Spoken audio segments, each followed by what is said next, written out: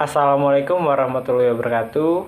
Perkenalkan, nama Bapak Justira Basra, guru PPL dari UIN Raden Intan Lampung, jurusan Pendidikan Agama Islam. Untuk memulai pelajaran, lebih baik kita mulai dengan membaca doa.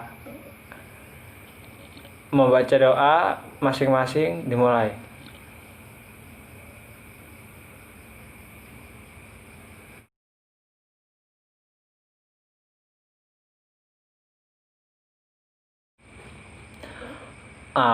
Setelah membaca doa, hari ini Bapak akan mengajar bab 6 tentang kehadiran Islam mendamaikan bumi Nusantara.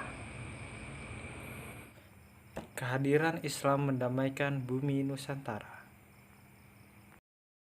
Awal masuknya Islam di Nusantara. Yang pertama, teori Mekah. Menurut teori ini, proses masuk Islam adalah langsung dari Mekah atau Arab yang terjadi pada abad pertama.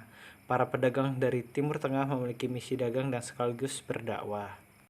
Teori Gujarat. Teori ini mengatakan bahwa kedatangan Islam di Indonesia berasal dari Gujarat. Pada abad ke-7 Hijriah atau abad ke-13 Masehi, Gujarat terletak di India bagian barat berdekatan dengan Lautan Arab.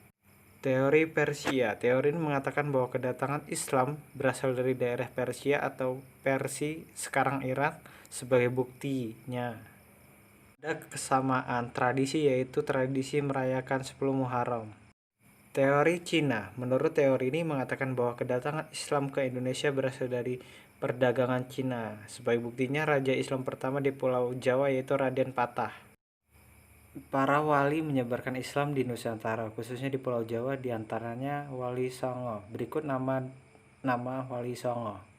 Yang pertama ada Sunan Gresik, yang kedua Sunan Ampel, yang ketiga Sunan Bonang, yang keempat Sunan Giri, yang kelima Sunan Derajat, yang keenam Sunan Gunung Jati, yang ketujuh Sunan Kudus, yang ke-8 Sunan Kalijaga, dan yang terakhir Sunan Murai.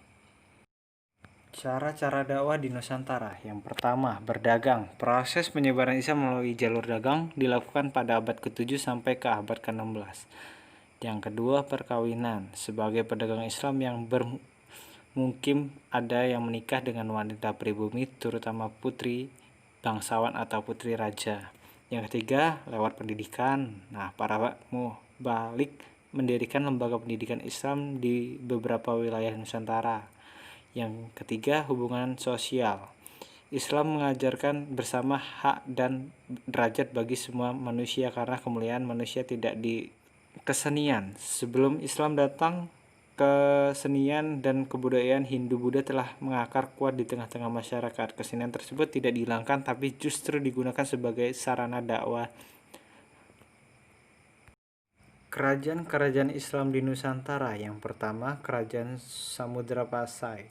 Samudra Pasai terletak di Aceh, berdiri pada abad ke-13 dan merupakan kerajaan Islam pertama di Indonesia dengan raja pertama Sultan Malik Al-Saleh. Masa kejayaan Samudra Pasai adalah pada saat pemerintahan oleh Sultan Malik At-Tahir kedua, dengan bukti kejayaan Samudra Pasai menjadi pusat perdagangan dan penyebaran Islam. Yang kedua, Kerajaan Aceh. Kerajaan Aceh terletak di tepi Selat Malaka yang berpusat di Kutaraja, Banda Aceh. Berdiri pada abad ke-16 dengan raja pertama Sultan Ali Muhayyad Syekh. Raja terkenal dari Aceh yang membawa ke zaman keemasan adalah Sultan Iskandar Muda.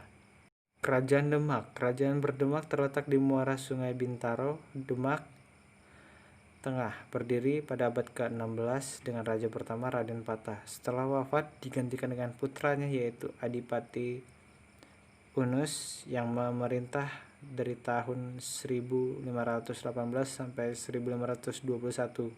Demak mengalami kejayaan pada masa Sultan Trenggono. Kerajaan Panjang adalah penerus dari Kerajaan Demak. Raja pertama Kesultanan ini adalah Jaka Tingkir yang berasal dari Pengging di lereng Gunung Merapi. Pada waktu Sultan Hadiwijaya berkuasa di Panjang, Ki Ageng Pemanah diangkat menjadi bupati di Mataram sebagai imbalan atas keberhasilannya menumpas Ari Penangsang. Kerajaan Mataram Islam. Kerajaan Mataram Islam berdiri pada tahun 1586 dan raja pertamanya adalah Sutawijaya yang bergelar Senapati Inggalaga Sawidin Panagama, artinya panglima perang dan ulama pengatur kehidupan beragam. Pusat kerajaan ini terletak di sebelah tenggara kota Yogyakarta, yaitu Kota Gede. Kerajaan Mataram mencapai puncak kebesarannya pada masa pemerintahan Sultan Agung Mahyakrakusuma. Sekian pembelajaran hari ini. Kurang lebihnya Bapak mohon maaf, kepada Allah Bapak mohon ampun. Wallahu muwaffiq ila aqwamit thoriq. Wassalamualaikum warahmatullahi wabarakatuh.